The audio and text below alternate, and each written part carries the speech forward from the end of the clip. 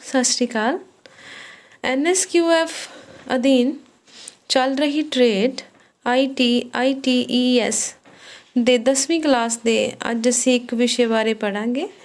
ਅੱਜ ਦਾ ਸਾਡਾ ਟੌਪਿਕ ਹੈ ਕਮਿਊਨੀਕੇਸ਼ਨ ਐਂਡ ਇਟਸ ਟਾਈਪਸ, ਭਾਵ ਸੰਚਾਰ ਅਤੇ ਇਸ ਦੀਆਂ ਕਿਸਮਾਂ। ਅੱਜ ਮੈਂ Baljit Kaur NSQF vocational trainer government senior secondary school Maisampur Jalandhar district ਵਿਖੇ ਸੇਵਾਵਾਂ ਨਿਭਾ ਰਹੀ ਹਾਂ। ਆਪ ਸਭ ਨੂੰ ਕਮਿਊਨੀਕੇਸ਼ਨ ਐਂਡ ਇਟਸ ਟਾਈਪ, ਭਾਵ ਸੰਚਾਰ ਤੇ ਇਸ ਦੀਆਂ ਕਿਸਮਾਂ ਬਾਰੇ ਦੱਸਾਂਗੀ। ਪਿਆਰੇ ਬੱਚਿਓ, ਤੁਸੀਂ ਸਾਰੇ ਆਪਸ 'ਚ ਗੱਲਾਂ ਕਰਦੇ ਹੋ ਤੇ ਜਦੋਂ ਅਸੀਂ ਗੱਲ ਕਰਦੇ ਹਾਂ ਤੇ ਅਸੀਂ ਆਪਣੀ ਗੱਲ ਦੂਸਰੇ ਬੰਦੇ ਨੂੰ ਸਮਝਾਉਂਦੇ ਹਾਂ, ਠੀਕ ਹੈ। ਜਦੋਂ ਅਸੀਂ ਗੱਲ ਕਰਦੇ ਹਾਂ ਤੇ ਸਾਹਮਣੇ ਵਾਲਾ ਗੱਲ ਸੁਣਦਾ ਹੈ, ਇਸ ਪ੍ਰੋਸੈਸ ਨੂੰ ਅਸੀਂ ਕਮਿਊਨੀਕੇਸ਼ਨ ਕਹਿੰਦੇ ਹਾਂ। ਇਹ ਤਾਂ ਆਮ ਸ਼ਬਦਾਂ ਦੇ ਵਿੱਚ ਹੋ ਗਿਆ ਕਿ ਅਸੀਂ ਕਮਿਊਨੀਕੇਸ਼ਨ ਕਿਸ ਨੂੰ ਕਹਿੰਦੇ ਹਾਂ, ਠੀਕ ਹੈ। ਤੇ ਜਦੋਂ ਇਸ ਟੌਪਿਕ ਨੂੰ ਅਸੀਂ ਲਿਖਦੇ ਹਾਂ ਤਾਂ ਉਹਨੂੰ ਕਿਸ ਹਿਸਾਬ ਨਾਲ ਲਿਖਣਾ ਹੈ ਉਹ ਅੱਜ ਅਸੀਂ ਪੜਾਂਗੇ, ਠੀਕ ਹੈ। ਔਰ ਕਮਿਊਨੀਕੇਸ਼ਨ ਕਿਸ ਤਰ੍ਹਾਂ ਕੀਤੀ ਜਾ ਸਕਦੀ ਹੈ, ਇਹਦੀਆਂ ਟਾਈਪਸ ਕੀ ਆ, ਭਾਵ ਕਿਸਮਾਂ ਕੀ ਆ, ਉਹ ਵੀ ਅਸੀਂ ਇਸੇ ਟੌਪਿਕ ਅਧੀਨ ਅੱਜ ਡਿਸਕਸ ਕਰਾਂਗੇ।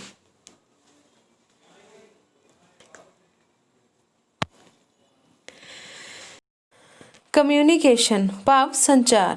ਅੱਜ ਅਸੀਂ ਸੰਚਾਰ ਬਾਰੇ ਪੜਾਂਗੇ। ਸੰਚਾਰ ਸ਼ਬਦ ਲਾਤੀਨੀ ਭਾਸ਼ਾ ਦੇ ਕਮਿਊਨੀਕੇਅਰ ਸ਼ਬਦ ਤੋਂ ਲਿਆ ਗਿਆ ਹੈ, ਜਿਸ ਦਾ ਅਰਥ ਹੈ ਸਾਂਝਾ ਕਰਨਾ। ਸੰਚਾਰ ਸ਼ਬਦ ਦਾ ਅਰਥ ਹੈ ਆਪਣੇ ਭਾਵਾਂ ਨੂੰ ਦੂਸਰਿਆਂ ਨਾਲ ਸਾਂਝਾ ਕਰਨਾ। ਹਾਂਜੀ ਬੱਚੇ, ਜਦੋਂ ਅਸੀਂ ਆਪਣੇ ਵਿਚਾਰਾਂ ਨੂੰ ਕਿਸੇ ਵੀ ਦੂਸਰੇ ਪਰਸਨ ਦੇ ਨਾਲ ਸਾਂਝਾ ਕਰਦੇ ਹਾਂ ਤਾਂ ਉਸਨੂੰ ਸੰਚਾਰ ਕਹਿੰਦੇ ਆ। ਲੈਟਿਨ ਲੈਂਗੁਏਜ ਦੇ ਵਿੱਚ ਕਮਿਊਨੀਕੇਅਰ ਦਾ ਮਤਲਬ ਹੈ ਸਾਂਝਾ ਕਰਨਾ, ਠੀਕ ਹੈ। ਜਦੋਂ ਅਸੀਂ ਦੋ ਪਰਸਨ ਆਪਸ 'ਚ ਜਾਣਕਾਰੀ ਨੂੰ ਸਾਂਝਾ ਕਰਦੇ ਹਾਂ, ਜਾਣਕਾਰੀ ਦਾ ਆਦਾਨ ਪ੍ਰਦਾਨ ਕਰਦੇ ਹਾਂ, ਉਸ ਪ੍ਰੋਸੈਸ ਨੂੰ, ਉਸ ਪ੍ਰਕਿਰਿਆ ਨੂੰ ਸੰਚਾਰ ਕਹਿੰਦੇ ਆ, ਠੀਕ ਹੈ। ਦੂਸਰੇ ਸ਼ਬਦਾਂ ਵਿੱਚ ਸੰਚਾਰ ਜਾਣਕਾਰੀ ਦਾ ਦੋ ਪਾਸਿਆਂ ਦਾ ਵਟਾਂਦਰਾ ਹੁੰਦਾ ਹੈ। ਦੇਣਾ ਕਿਸੇ ਨੂੰ ਬੋਲਣਾ ਜਾਂ ਲਿਖਣਾ ਜਾਣਕਾਰੀ ਦੇਣ ਦੀ ਉਦਾਹਰਨ ਹੈ। ਪ੍ਰਾਪਤ ਕਰਤਾ ਕਿਸੇ ਨੂੰ ਪੜ੍ਹਨਾ ਅਤੇ ਸੁਣਨਾ ਜਾਣਕਾਰੀ ਪ੍ਰਾਪਤ ਕਰਨ ਦੀਆਂ ਉਦਾਹਰਨਾਂ ਹਨ। ਅਸੀਂ ਦੂਸਰੇ ਸ਼ਬਦਾਂ ਵਿੱਚ ਇਹ ਕਹਿ ਸਕਦੇ ਹਾਂ, ਜਦੋਂ ਅਸੀਂ ਆਪਣੇ ਜਾਣਕਾਰੀ ਦਾ ਵਟਾਂਦਰਾ ਕਰਦੇ ਆ ਦੋ ਪਰਸਨ, ਤਾਂ ਇੱਕ ਪਰਸਨ ਬੋਲਦਾ ਹੈ ਤੇ ਦੂਜਾ ਸੁਣਦਾ ਹੈ। ਇੱਦਾਂ ਇਹ ਟੂ ਵੇ ਕਮਿਊਨੀਕੇਸ਼ਨ ਅਸੀਂ ਇਹਨੂੰ ਕਹਿ ਸਕਦੇ ਹਾਂ। ਮਤਲਬ ਸੰਚਾਰ ਦੇ ਵਿੱਚ ਦੋਨੋਂ ਪ੍ਰਕਿਰਿਆਵਾਂ ਹੁੰਦੀਆਂ ਹੈ। ਇੱਕ ਬੰਦਾ ਆਪਣੇ ਵਿਚਾਰ, ਜਿਹੜੀ ਆਪਣੀ ਜਾਣਕਾਰੀ ਹੈ, ਆਪਣੇ ਵਿਚਾਰਾਂ ਦੇ ਰੂਪ ਵਿੱਚ ਦੂਸਰੇ ਬੰਦੇ ਨੂੰ ਨਾਲ ਸਾਂਝੀ ਕਰਦਾ ਹੈ ਤੇ ਬਦਲੇ ਦੇ ਵਿੱਚ ਦੂਸਰਾ ਪਰਸਨ ਵੀ ਉਹਦਾ ਜਵਾਬ ਦੇ ਕੇ ਉਸ ਪ੍ਰਕਿਰਿਆ ਨੂੰ ਪੂਰਾ ਕਰਦਾ ਹੈ। ਹਾਂਜੀ ਬੱਚੇ, ਹੁਣ ਅਸੀਂ ਸੰਚਾਰ ਪੜ੍ਹਿਆ। ਹੁਣ ਅਸੀਂ ਸੰਚਾਰ ਦੀਆਂ ਕਿਸਮਾਂ ਪੜ੍ਹਾਂਗੇ, ਭਾਵ ਟਾਈਪਸ ਆਫ ਕਮਿਊਨੀਕੇਸ਼ਨ। ਸੰਚਾਰ ਦੀਆਂ ਦੋ ਕਿਸਮਾਂ ਹੁੰਦੀਆਂ ਹਨ। ਨੰਬਰ 1 ਵਰਬਲ ਕਮਿਊਨੀਕੇਸ਼ਨ, ਜਿਸ ਨੂੰ ਅਸੀਂ ਜ਼ੁਬਾਨੀ ਸੰਚਾਰ ਕਹਿੰਦੇ ਹਾਂ। ਨੰਬਰ 2 ਨੋਨ ਵਰਬਲ ਕਮਿਊਨੀਕੇਸ਼ਨ, ਜਿਸ ਨੂੰ ਅਸੀਂ ਗੈਰ ਜ਼ੁਬਾਨੀ ਸੰਚਾਰ ਕਹਿੰਦੇ ਹਾਂ। Types of communication. ਬੱਚੇ, ਇੱਕ ਮੈਂ ਚਾਰਟ ਬਣਾ ਕੇ ਦੱਸਣਾ ਚਾਹਿਆ ਕਿ ਕਮਿਊਨੀਕੇਸ਼ਨ ਦੀਆਂ ਟਾਈਪਸ ਕਿਵੇਂ, ਉਹਨਾਂ ਨੂੰ ਅਸੀਂ ਲਿਖਣਾ ਜਦੋਂ ਕਾਪੀ ਦੇ ਵਿੱਚ ਜਾਂ ਅਸੀਂ ਪੇਪਰ 'ਚ ਲਿਖਣਾ ਤਾਂ ਅਸੀਂ ਉਹਨਾਂ ਨੂੰ ਕਿਵੇਂ ਸ਼ੋ ਕਰਨਾ ਹੈ। ਇੱਕ ਮੈਂ ਚਾਰਟ ਦੇ ਵਿੱਚ ਸ਼ੋ ਕੀਤਾ ਹੈ, ਦੇਖੋ। ਟਾਈਪਸ ਆਫ ਕਮਿਊਨੀਕੇਸ਼ਨ, ਦੋ ਟਾਈਪਸ ਲਿਖੀਆਂ ਮੈਂ, verbal communication and non verbal communication. ਹੁਣ ਜਿਹੜੀ ਵਰਬਲ ਕਮਿਊਨੀਕੇਸ਼ਨ ਆ ਉਹ ਅੱਗੋਂ ਦੋ ਕਿਸਮਾਂ ਦੀ ਹੈ, ਔਰਲ ਔਰ ਸਪੋਕਨ ਕਮਿਊਨੀਕੇਸ਼ਨ ਔਰ ਰਿਟਨ ਕਮਿਊਨੀਕੇਸ਼ਨ, ਠੀਕ ਹੈ। ਆਪਾਂ ਇਹਦੀ ਡਿਟੇਲ ਅੱਗੇ ਪੜ੍ਹਦੇ ਹਾਂ, ਠੀਕ ਹੈ। ਔਰ ਨੋਨ ਵਰਬਲ ਕਮਿਊਨੀਕੇਸ਼ਨ ਹੈ ਜੋ, ਉਹ ਵੀ ਅੱਗੋਂ ਦੋ ਕਿਸਮ ਦੀ ਹੈ, gesture and body language, face expression. Second type ਕੀ ਹੈ? ਫੇਸ ਐਕਸਪ੍ਰੈਸ਼ਨ, ਮਤਲਬ ਫੇਸ ਦੇ ਹਾਵ ਭਾਵ। ਤੇ ਇਹ ਜਿਹੜਾ ਚਾਰਟ ਹੈ ਤੁਸੀਂ ਐਜ਼ ਇਟ ਇਜ਼ ਬਣਾਉਣਾ, ਠੀਕ ਹੈ, ਪੇਪਰ ਦੇ ਵਿੱਚ ਵੀ ਔਰ ਕਾਪੀ ਦੇ ਵਿੱਚ ਵੀ। ਸਭ ਤੋਂ ਪਹਿਲਾਂ ਹੁਣ ਅਸੀਂ ਵਰਬਲ ਕਮਿਊਨੀਕੇਸ਼ਨ ਪੜ੍ਹਾਂਗੇ, ਜਿਸ ਨੂੰ ਅਸੀਂ ਕੀ ਕਹਿੰਦੇ ਹਾਂ ਪੰਜਾਬੀ 'ਚ? ਜ਼ਬਾਨੀ ਸੰਚਾਰ।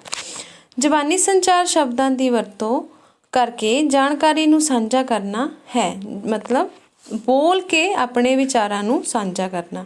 ਜ਼ੁਬਾਨੀ ਸੰਚਾਰ ਨੂੰ ਮੌਖਿਕ ਸੰਚਾਰ ਵੀ ਕਿਹਾ ਜਾਂਦਾ ਹੈ। ਜਿਵੇਂ ਕਿ ਮੈਂ ਪਹਿਲਾਂ ਦੱਸਿਆ ਕਿ ਜਦੋਂ ਅਸੀਂ ਆਪਣੇ ਮੌਖਿਕ ਸੰਚਾਰ ਕਰਦੇ ਹਾਂ, ਭਾਵ ਮੂੰਹ ਤੋਂ ਬੋਲ ਕੇ ਆਪਣੇ ਵਿਚਾਰਾਂ ਨੂੰ ਸਾਂਝਾ ਕਰਦੇ ਹਾਂ, ਉਹਨੂੰ ਅਸੀਂ ਮੌਖਿਕ ਸੰਚਾਰ ਕਹਿੰਦੇ ਹਾਂ। ਠੀਕ ਹੈ, ਇਹ ਸੰਚਾਰ ਦਾ ਇੱਕ ਆਸਾਨ ਤਰੀਕਾ ਹੈ। ਹੁਣ ਤੁਸੀਂ ਵਿਚਾਰਾਂ ਦਾ ਆਦਾਨ ਪ੍ਰਦਾਨ ਕਰਨਾ ਹੈ। ਤੁਸੀਂ ਦੂਸਰੇ ਵਿਅਕਤੀ ਦੇ ਵਿਚਾਰਾਂ ਅਨੁਸਾਰ ਆਪਣਾ ਜਵਾਬ ਬਦਲਦੇ ਰਹਿੰਦੇ ਹੋ। ਹੁਣ ਜਿਵੇਂ ਅਸੀਂ ਗੱਲਬਾਤ ਕਰਦੇ ਹਾਂ, ਜੋ ਗੱਲ ਅਸੀਂ ਕਰਦੇ ਹਾਂ ਸਾਨੂੰ ਸਾਹਮਣੇ ਉਸ ਅਕੋਰਡਿੰਗ ਜਵਾਬ ਮਿਲਦਾ ਹੈ, ਅਤੇ ਜੋ ਸਾਨੂੰ ਜਵਾਬ ਮਿਲਦਾ ਉਹਦੇ ਅਕੋਰਡਿੰਗ ਅਸੀਂ ਆਪਣੀ ਗੱਲ ਕਰਦੇ ਹਾਂ। ਸੋ ਜੋ ਵੀ ਅਸੀਂ ਗੱਲ ਕਰਾਂਗੇ ਸਾਨੂੰ ਬਦਲੇ 'ਚ ਉਸ ਗੱਲ ਦਾ ਜਵਾਬ ਮਿਲਦਾ ਹੈ। ਇਸ ਨੂੰ ਹੀ ਵਰਬਲ ਕਮਿਊਨੀਕੇਸ਼ਨ ਕਹਿੰਦੇ ਹਾਂ, ਜਿਹਨੂੰ ਕਿ ਅਸੀਂ ਜ਼ੁਬਾਨੀ ਸੰਚਾਰ ਵੀ ਕਹਿੰਦੇ ਹਾਂ। ਹਾਂਜੀ ਬੱਚੇ, ਹੁਣ ਅਸੀਂ ਵਰਬਲ ਕਮਿਊਨੀਕੇਸ਼ਨ ਦੀਆਂ ਕਿਸਮਾਂ ਪੜ੍ਹਾਂਗੇ, ਜਿਹੜੀਆਂ ਦੋ ਹੈਗੀਆਂ, ਵਰਬਲ ਔਰ ਸਪੋਕਨ ਕਮਿਊਨੀਕੇਸ਼ਨ, ਮੌਖਿਕ ਜਾਂ ਸਪੋਕਨ ਸੰਚਾਰ। ਦੂਸਰੀ ਕਿਸਮ ਹੈ ਰਿਟਨ ਕਮਿਊਨੀਕੇਸ਼ਨ, ਭਾਵ ਲਿਖਤ ਸੰਚਾਰ। ਜ਼ੁਬਾਨੀ ਸੰਚਾਰ ਦੋ ਕਿਸਮਾਂ ਦਾ ਹੁੰਦਾ ਹੈ, ਮੌਖਿਕ ਜਾਂ ਸਪੋਕਨ ਸੰਚਾਰ, ਅਤੇ ਦੂਸਰੀ ਕਿਸਮ ਹੈ ਲਿਖਤ ਸੰਚਾਰ। ਹੁਣ ਅਸੀਂ ਪੜ੍ਹਾਂਗੇ ਮੌਖਿਕ ਜਾਂ ਸਪੋਕਨ ਸੰਚਾਰ ਕੀ ਹੁੰਦਾ ਹੈ। ਮੌਖਿਕ ਸੰਚਾਰ ਉਹ ਸੰਚਾਰ ਹੈ ਜਿਸ ਵਿੱਚ ਗੱਲਬਾਤ ਕਰਨਾ ਸ਼ਾਮਿਲ ਹੁੰਦਾ ਹੈ। ਇਸ ਦੀਆਂ ਹੇਠ ਲਿਖੀਆਂ ਉਦਾਹਰਨਾਂ ਹਨ: ਆਮੋ ਸਾਹਮਣੇ ਗੱਲਬਾਤ ਕਰਨਾ, ਇੱਕ ਫੋਨ ਉੱਤੇ ਗੱਲਬਾਤ ਕਰਨਾ, ਕਾਰੋਬਾਰੀ ਵਿਚਾਰ ਵਟਾਂਦਰਾ ਅਤੇ ਜਨਤਕ ਭਾਸ਼ਣ।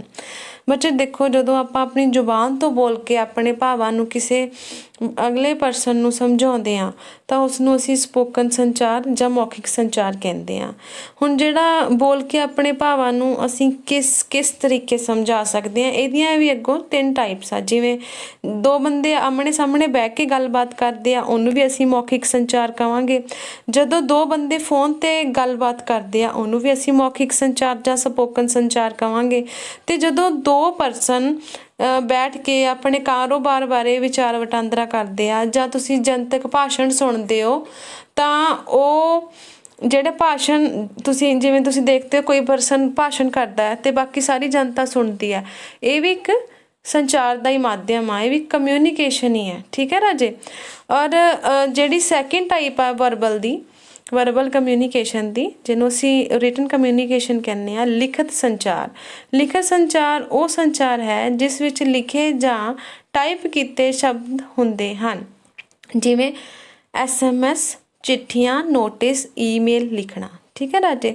ਜਦੋਂ ਅਸੀਂ ਕਿਸੇ ਬੰਦੇ ਨੂੰ ਲਿਖ ਕੇ ਆਪਣੇ ਵਿਚਾਰ ਸਮਝਾਉਂਦੇ ਹਾਂ ਤਾਂ ਉਸ ਨੂੰ ਅਸੀਂ ਲਿਖਤ ਸੰਚਾਰ ਕਹਿੰਦੇ ਹਾਂ। ਕਿਸੇ ਪਰਸਨ ਨੂੰ ਫੋਨ 'ਤੇ ਜਾਂ ਈਮੇਲ ਦੇ ਦੁਆਰਾ SMS ਕਰਦੇ ਹਾਂ, ਜਾਂ ਚਿੱਠੀ ਪਾਉਂਦੇ ਹਾਂ, ਜਾਂ ਨੋਟਿਸ ਲਿਖਦੇ ਹਾਂ, ਜਾਂ ਇੱਕ ਕੰਪਿਊਟਰ ਤੋਂ ਦੂਸਰੇ ਕੰਪਿਊਟਰ ਤੱਕ ਈਮੇਲ ਕਰਕੇ ਆਪਣੇ ਜਿਹੜੇ ਵਿਚਾਰ ਜਾਂ ਜਾਣਕਾਰੀ ਸਾਂਝੀ ਕਰਦੇ ਹਾਂ, ਇਹ ਸਾਰੀਆਂ ਟਾਈਪਸ ਲਿਖਤ ਸੰਚਾਰ ਦੀਆਂ ਹਨ। ਮਤਲਬ ਇਹਨਾਂ ਨੂੰ ਅਸੀਂ ਲਿਖਤ ਸੰਚਾਰ ਦੇ ਅਧੀਨ ਹੀ ਵਰਤਾਂਗੇ। ਬੱਚੇ, ਅਸੀਂ ਪਹਿਲਾਂ ਵਰਬਲ ਦੀਆਂ 2 ਟਾਈਪਸ ਪੜ੍ਹੀਆਂ, ਹੁਣ ਅਸੀਂ ਨੋਨ ਵਰਬਲ ਕਮਿਊਨੀਕੇਸ਼ਨ ਪੜ੍ਹਾਂਗੇ ਕੀ ਹੁੰਦੀ ਹੈ, ਜਿਹਨੂੰ ਅਸੀਂ ਪੰਜਾਬੀ ਵਿੱਚ ਗੈਰ ਜ਼ੁਬਾਨੀ ਸੰਚਾਰ ਕਹਿੰਦੇ ਹਾਂ। ਗੈਰ ਜ਼ੁਬਾਨੀ ਸੰਚਾਰ ਕੀ ਹੁੰਦਾ? ਗੈਰ ਜ਼ੁਬਾਨੀ ਸੰਚਾਰ ਉਹ ਸੰਚਾਰ ਹੈ ਜਿਸ ਵਿੱਚ ਅਸੀਂ ਬਿਨਾਂ ਸ਼ਬਦਾਂ ਦੀ ਵਰਤੋਂ ਕੀਤੇ ਦੂਸਰੇ ਵਿਅਕਤੀਆਂ ਨੂੰ ਆਪਣੇ ਭਾਵ ਸਾਂਝੇ ਕਰਦੇ ਹਾਂ। ਜਿਵੇਂ ਦੇਖੋ, ਆਪਾਂ ਗੱਲਬਾਤ ਨਹੀਂ ਕਰਨੀ ਪਰ ਅਗਲੇ ਬੰਦੇ ਨੂੰ ਆਪਣੇ ਵਿਚਾਰ ਜਿਹੜੇ ਆ ਉਹ ਵੀ ਸਮਝਾ ਦੇਣੇ ਆ। ਉਹ ਕਿਸ ਤਰੀਕੇ ਹੋ ਸਕਦਾ? ਜਿਵੇਂ ਕਿ ਅੱਖਾਂ ਦਾ ਸੰਪਰਕ, ਸਰੀਰ ਦੀ ਭਾਸ਼ਾ, ਇਸ਼ਾਰੇ ਅਤੇ ਹੈਂਡਸ਼ੇਕ। ਹੁਣ ਇਹਨਾਂ ਗੱਲਾਂ ਨੂੰ ਵੀ ਸਮਝਾਵਾਂਗੀ ਮੈਂ। ਜਿਵੇਂ ਦੇਖੋ, ਆਪਾਂ ਅੱਖਾਂ ਨਾਲ ਇਸ਼ਾਰੇ ਕਰਦੇ ਹਾਂ ਤਾਂ ਉਹ ਵੀ ਇੱਕ ਕਮਿਊਨੀਕੇਸ਼ਨ ਦਾ ਤਰੀਕਾ ਹੈ। ਸਰੀਰ ਦੀ ਭਾਸ਼ਾ, ਜਿਵੇਂ ਅਸੀਂ ਆਪਣੇ ਹੱਥ ਪੈਰ ਹੱਥ ਹਿਲਾਉਂਦੇ ਹਾਂ, ਅਤੇ ਜਦੋਂ ਅਸੀਂ ਆਪਣੇ ਹੱਥਾਂ ਨਾਲ ਯੈਸ ਨੋ ਇੱਦਾਂ ਦੇ ਹਾਵ ਭਾਵ ਦਿੰਦੇ ਹਾਂ ਆਪਣੇ ਹੱਥਾਂ ਦੇ ਨਾਲ, ਮਤਲਬ ਬੋਡੀ ਲੈਂਗੁਏਜ, ਸਰੀਰ ਦੇ ਜਿਹੜੇ ਅੰਗ ਆ ਉਹਨਾਂ ਨੂੰ ਯੂਜ਼ ਕਰਕੇ ਅਸੀਂ ਕਿਸੇ ਨੂੰ ਕੋਈ ਗੱਲ ਸਮਝਾਉਂਦੇ ਹਾਂ, ਜਿਵੇਂ ਆਪਣੇ ਹੱਥਾਂ ਨਾਲ, ਜਾਂ ਜਿਵੇਂ ਅਸੀਂ ਬੋਡੀ ਨੂੰ ਝੁਕਾਉਂਦੇ ਹਾਂ। ਠੀਕ ਆ, ਸਿਰ ਨੂੰ ਝੁਕਾਉਂਦੇ ਹਾਂ, ਤਾਂ ਉਹ ਵੀ ਇੱਕ ਕਿਸੇ ਨੂੰ ਸਮਝ ਲੱਗਦੀ ਹੈ ਕਿ ਕੀ ਕਹਿਣਾ ਚਾਹ ਰਿਹਾ ਸਾਹਮਣੇ ਵਾਲਾ ਪਰਸਨ। ਅਤੇ ਜਦੋਂ ਅਸੀਂ ਆਪਣੇ ਬੋਡੀ ਦੇ ਪਾਰਟਸ ਨੂੰ ਮੂਵ ਕਰਕੇ ਕਿਸੇ ਨੂੰ ਗੱਲ ਸਮਝਾਉਂਦੇ ਹਾਂ, ਉਸ ਨੂੰ ਅਸੀਂ ਕਹਿੰਦੇ ਹਾਂ ਸਰੀਰ ਦੀ ਭਾਸ਼ਾ। ਫਿਰ ਅਸੀਂ ਇਸ਼ਾਰੇ ਅਤੇ ਹੈਂਡਸ਼ੇਕ, ਜਿਵੇਂ ਅਸੀਂ ਆਪਾਂ ਕਿਸੇ ਨੂੰ ਕਿਸੇ ਤਰ੍ਹਾਂ ਦਾ ਇਸ਼ਾਰਾ ਕਰਦੇ ਹਾਂ ਜਿਸ ਤੋਂ ਅਗਲੇ ਨੂੰ ਸਮਝ ਆ ਰਹੀ ਆ ਕਿ ਉਹ ਹਾਂ ਕਹਿ ਰਹੇ ਹਾਂ ਅਸੀਂ ਕਿ ਨਾ ਕਹਿ ਰਹੇ ਹਾਂ। ਇਸ ਤਰ੍ਹਾਂ ਜਿਹੜੇ ਇਸ਼ਾਰੇ ਜਾਂ ਹੈਂਡਸ਼ੇਕ, ਕਿਸੇ ਨਾਲ ਹੱਥ ਮਿਲਾਉਣਾ, ਇਹ ਵੀ ਕਮਿਊਨੀਕੇਸ਼ਨ ਦਾ ਹੀ ਇੱਕ ਟਾਈਪ ਹੈ, ਕਿਸਮ ਹੈ। ਠੀਕ ਹੈ ਬੇਟਾ, ਇਹ ਸਾਰੀ ਗੈਰ ਜ਼ੁਬਾਨੀ ਸੰਚਾਰ ਦੇ ਅਧੀਨ ਹੀ ਆਉਂਦੀ ਹੈ। ਟਾਈਪਸ ਆਫ ਨॉन ਵਰਬਲ ਕਮਿਊਨੀਕੇਸ਼ਨ, ਗੈਰ ਜ਼ੁਬਾਨੀ ਸੰਚਾਰ ਦੀਆਂ ਕਿਸਮਾਂ। ਪਹਿਲਾਂ ਅਸੀਂ ਜ਼ੁਬਾਨੀ ਸੰਚਾਰ ਦੀਆਂ ਕਿਸਮਾਂ ਪੜ੍ਹੀਆਂ, ਹੁਣ ਅਸੀਂ ਗੈਰ ਜ਼ੁਬਾਨੀ ਸੰਚਾਰ ਦੀਆਂ ਕਿਸਮਾਂ ਪੜ੍ਹਾਂਗੇ। ਗੈਰ ਜ਼ੁਬਾਨੀ ਸੰਚਾਰ ਦੋ ਕਿਸਮਾਂ ਦਾ ਹੁੰਦਾ ਹੈ। ਨੰਬਰ 1, ਹੱਥਾਂ ਦੀਆਂ ਹਰਕਤਾਂ ਅਤੇ ਸਰੀਰ ਦੀ ਭਾਸ਼ਾ, gestures and body language.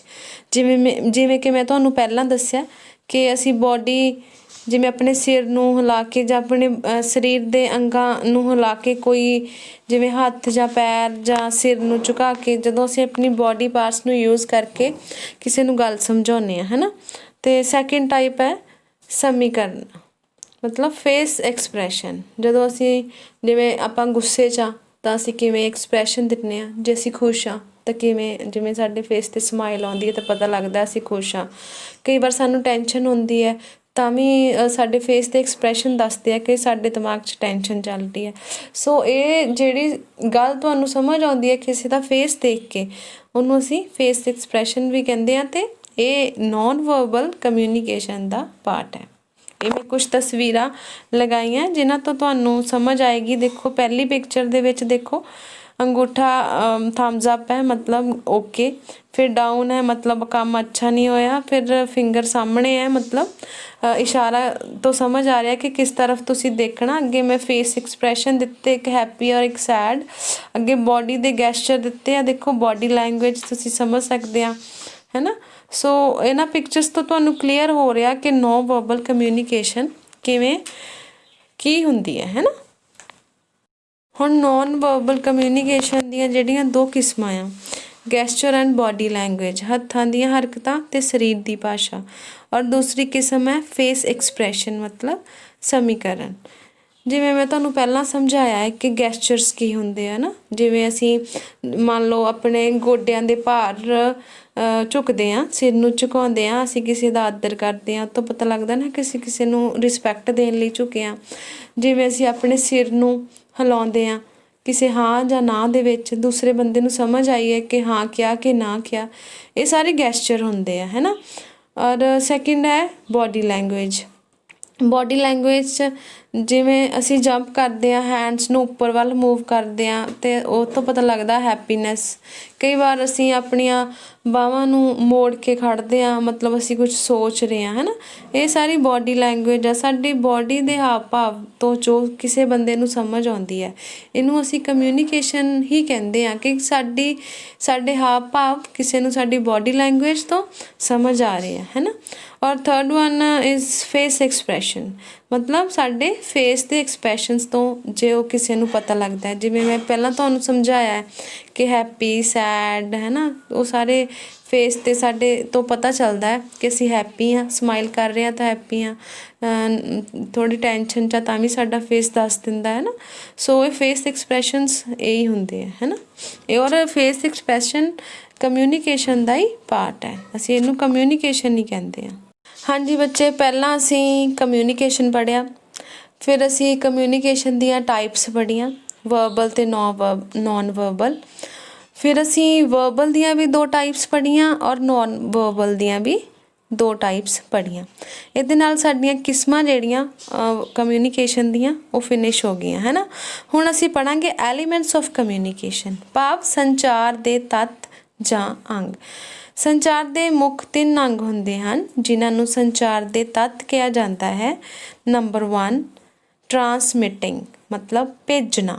Number 2 listening, ਭਾਵ ਸੁਣਨਾ। ਨੰਬਰ 3 ਫੀਡਬੈਕ, ਭਾਵ ਸੁਝਾਅ। ਦੇਖੋ ਮੈਂ ਇੱਕ ਡਾਇਗਰਾਮਸ ਦੇ ਥਰੂ ਤੁਹਾਨੂੰ ਐਲੀਮੈਂਟਸ ਸਮਝਾਉਣੇ ਚਾਹੇ ਆ। ਦੇਖੋ elements of communication, first tile ਦੇ ਵਿੱਚ ਅਸੀਂ ਐਲੀਮੈਂਟਸ ਆਫ ਕਮਿਊਨੀਕੇਸ਼ਨ ਲਿਖਿਆ, ਫਿਰ ਅੱਗੋਂ 3 ਐਰੋ ਜਿਹੜੇ ਆ 3 ਟਾਈਪਸ ਨੂੰ ਸ਼ੋ ਕਰ ਰਹੇ ਆ, ਟਰਾਂਸਮਿਟਿੰਗ, ਲਿਸਨਿੰਗ ਐਂਡ ਫੀਡਬੈਕ। ਬੱਚੇ ਜਦੋਂ ਅਸੀਂ ਕੁਛ ਵੀ ਲਿਖਦੇ ਹਾਂ ਜੇ ਅਸੀਂ ਉਹਨੂੰ ਲਾਈਨ ਵਾਈਜ਼ ਲਿਖਦੇ ਜਾਂਦੇ ਹਾਂ ਉਹ ਥੋੜ੍ਹਾ ਬੋਰਿੰਗ ਲੱਗਦਾ ਹੈ। ਔਰ ਜੇ ਅਸੀਂ ਉਹਦੇ ਵਿੱਚ ਕੁਛ ਫਲੋ ਚਾਰਟਸ ਕੁਛ ਡਾਇਗਰਾਮਸ ਐਡ ਕਰਦੇ ਹਾਂ ਤਾਂ ਉਹ ਬਹੁਤ ਬੈਨੀਫੀਸ਼ੀਅਲ ਹੁੰਦੀਆਂ। ਜਿਵੇਂ ਹੁਣ ਤੁਹਾਨੂੰ ਇਹ ਐਲੀਮੈਂਟਸ ਆ ਯਾਦ ਰਹਿਣਗੇ ਕਿ ਅਸੀਂ ਇੱਕ ਪਿਕਚਰ ਦੇ ਵਿੱਚ 3 ਚੀਜ਼ਾਂ ਦੇਖੀਆਂ ਹੈ ਨਾ। ਸੋ ਇਹਨੂੰ ਬਾਏ ਹਾਰਟ ਲਰਨ ਕਰਨਾ ਹੈ ਔਰ ਇਹਨੂੰ ਨੋਟ ਡਾਊਨ ਵੀ ਕਰਨਾ ਹੈ ਔਰ ਪੇਪਰ 'ਚ ਵੀ ਇਹਨੂੰ ਐਜ਼ ਇਟ ਇਜ਼ ਲਿਖੋਗੇ ਤਾਂ ਤੁਹਾਡੇ ਅੱਛੇ ਮਾਰਕਸ ਆ ਸਕਦੇ ਹੈ। ਟਰਾਂਸਮਿਟਿੰਗ ਭੇਜਣਾ ਕੀ ਹੁੰਦਾ? ਟਰਾਂਸਮਿਟਿੰਗ ਦਾ ਮਤਲਬ ਕਿ ਭੇਜਣਾ ਸੈਂਡਰ ਦਾ ਮੁੱਖ ਕੰਮ ਹੁੰਦਾ ਹੈ ਜਿਸ ਵਿੱਚ ਸੰਦੇਸ਼ ਭੇਜਿਆ ਜਾਂਦਾ ਹੈ। ਭੇਜਣ ਵਾਲਾ ਸੁਨੇਹਾ ਇੱਕ ਮਾਧਿਅਮ ਤੋਂ ਦੂਜੇ ਮਾਧਿਅਮ ਦੁਆਰਾ ਸੰਚਾਰਿਤ ਕਰਦਾ ਹੈ। ਹੁਣ ਦੇਖੋ ਇੱਕ ਪਰਸਨ ਹੈ ਉਹ ਆਪਣਾ ਸੁਨੇਹਾ ਦੂਸਰੇ ਬੰਦੇ ਨੂੰ ਭੇਜਦਾ ਹੈ, ਚਾਹੇ ਲਿਖ ਕੇ ਭੇਜਦਾ ਹੈ ਚਾਹੇ ਬੋਲ ਕੇ ਭੇਜਦਾ ਹੈ, ਪਰ ਉਹ ਆਪਣਾ ਸੁਨੇਹਾ ਦੂਸਰੇ ਪਰਸਨ ਤੱਕ ਭੇਜ ਦਿੰਦਾ ਹੈ। ਭੇਜਣਾ ਮਤਲਬ ਟਰਾਂਸਮਿਟਿੰਗ ਹੀ ਇਹਦਾ ਫਸਟ ਅੰਗ ਹੈ, ਤੱਤ ਹੈ। ਠੀਕ ਹੈ। ਸੈਕਿੰਡ ਵਨ ਇਜ਼ ਲਿਸਨਿੰਗ ਭਾਵ ਸੁਣਨਾ। ਹੁਣ ਟਰਾਂਸਮਿਟਿੰਗ ਤਾਂ ਹੋ ਗਈ, ਇੱਕ ਪਰਸਨ ਨੇ ਆਪਣਾ ਸੁਝਾਅ ਭੇਜ ਦਿੱਤਾ ਬਟ ਨੈਕਸਟ ਪਰਸਨ ਨੂੰ ਉਹ ਸੁਣਿਆ। ਠੀਕ ਹੈ। ਲਿਸਨਿੰਗ ਦਾ ਮਤਲਬ ਹੈ ਸੁਣਨਾ, ਪ੍ਰਾਪਤ ਕਰਨ ਵਾਲਾ ਸੁਣਨਾ ਜਾਂ ਪ੍ਰਾਪਤ ਕਰਨ ਦੀ ਭੂਮਿਕਾ ਨਿਭਾਉਂਦਾ ਹੈ। ਪ੍ਰਾਪਤ ਕਰਨ ਵਾਲਾ ਸੁਨੇਹਾ ਸੁਣਦਾ ਅਤੇ ਸਮਝਦਾ ਹੈ। ਮਤਲਬ ਅਸੀਂ ਕੋਈ ਗੱਲ ਕੀਤੀ, ਅਸੀਂ ਗੱਲ ਕਰ ਦਿੱਤੀ ਬਟ ਅਗਲੇ ਪਰਸਨ ਨੇ ਉਹ ਸੁਣੀ, ਉਹ ਸੁਣਨ ਦੀ ਪ੍ਰੋਸੈਸ ਨੂੰ ਕੀ ਕਹਿੰਦੇ ਆ? ਲਿਸਨਿੰਗ। ਠੀਕ ਹੈ। And third one is feedback ਦੇ ਵਿੱਚ ਸੰਚਾਰ ਸਾਈਕਲ ਨੂੰ ਪੂਰਾ ਕਰਨ ਲਈ ਸੈਂਡਰ ਦੁਆਰਾ ਰਿਸਪੌਂਸ ਭੇਜਿਆ ਜਾਂਦਾ ਹੈ। ਹੁਣ ਦੇਖੋ ਸੈਂਡਰ ਜਿਹੜਾ ਹੈ ਮਤਲਬ ਟਰਾਂਸਮਿਟਰ, ਉਹਨੇ ਆਪਣੇ ਵਿਚਾਰ ਸਾਂਝੇ ਕੀਤੇ, ਦੂਸਰੇ ਬੰਦੇ ਨੇ ਉਹਨਾਂ ਵਿਚਾਰਾਂ ਨੂੰ ਸੁਣ ਕੇ ਬਦਲੇ ਵਿੱਚ ਆਪਣਾ ਜਵਾਬ ਦਿੱਤਾ, ਦੈਟ ਇਜ਼ ਫੀਡਬੈਕ। ਮਤਲਬ ਕਮਿਊਨੀਕੇਸ਼ਨ ਵਨ ਵੇ ਨਹੀਂ ਆ। ਵਨ ਵੇ ਹੁੰਦੀ ਤਾਂ ਬੋਲਣ ਵਾਲੇ ਨੇ ਬੋਲਣਾ ਸੀ, ਸੁਣਨ ਵਾਲੇ ਨੂੰ ਨਹੀਂ ਸੁਣਾਈ ਦੇਣਾ ਸੀ, ਬਟ ਰਿਸਪੌਂਸ ਆਇਆ ਬੈਕ, ਦੈਟ ਇਜ਼ ਫੀਡਬੈਕ। ਠੀਕ ਹੈ ਰਾਜੇ। ਹਾਂਜੀ ਬੱਚੇ, ਇਨ ਦਾ ਐਂਡ ਮੈਂ ਆਸ ਕਰਦੀ ਹਾਂ ਕਿ ਤੁਹਾਨੂੰ ਅੱਜ ਦਾ ਟੌਪਿਕ ਸਮਝ ਆਇਆ ਹੋਏਗਾ। ਅੱਜ ਅਸੀਂ ਕਮਿਊਨੀਕੇਸ਼ਨ ਪੜ੍ਹਿਆ, ਕਮਿਊਨੀਕੇਸ਼ਨ ਦੀਆਂ ਕਿਸਮਾਂ ਪੜ੍ਹੀਆਂ, ਵਰਬਲ ਨੋਨ ਵਰਬਲ, ਫਿਰ ਅੱਗੋਂ ਉਹਨਾਂ ਦੀਆਂ ਕਿਸਮਾਂ ਪੜ੍ਹੀਆਂ 2 ਹੈ ਨਾ, ਔਰ ਲਾਸਟ ਦੇ ਵਿੱਚ ਅਸੀਂ ਐਲੀਮੈਂਟਸ ਆਫ ਕਮਿਊਨੀਕੇਸ਼ਨ ਪੜ੍ਹਿਆ। ਔਰ ਜੋ ਡਾਇਗਰਾਮਸ ਆਈਆਂ ਉਹ ਵੀ ਤੁਸੀਂ ਧਿਆਨ ਨਾਲ ਦੇਖੀਆਂ ਔਰ ਉਹਨਾਂ ਨੂੰ ਵੀ ਐਜ਼ ਇਟ ਇਜ਼ ਪੇਪਰ 'ਚ ਬਣਾਉਣਾ। ਆਸ ਕਰਦੀ ਹਾਂ ਤੁਹਾਨੂੰ ਅੱਜ ਦੀ ਪ੍ਰੈਜੈਂਟੇਸ਼ਨ ਬਹੁਤ ਅੱਛੇ ਤਰੀਕੇ ਸਮਝ ਆਈ ਹੋਏਗੀ ਔਰ ਤੁਸੀਂ ਇਹਨੂੰ ਬਾਈ ਹਾਰਟ ਲਰਨ ਕਰਨਾ ਹੈ। ਔਰ ਇਨ ਦਾ and I would like to thank you. Thanks a lot.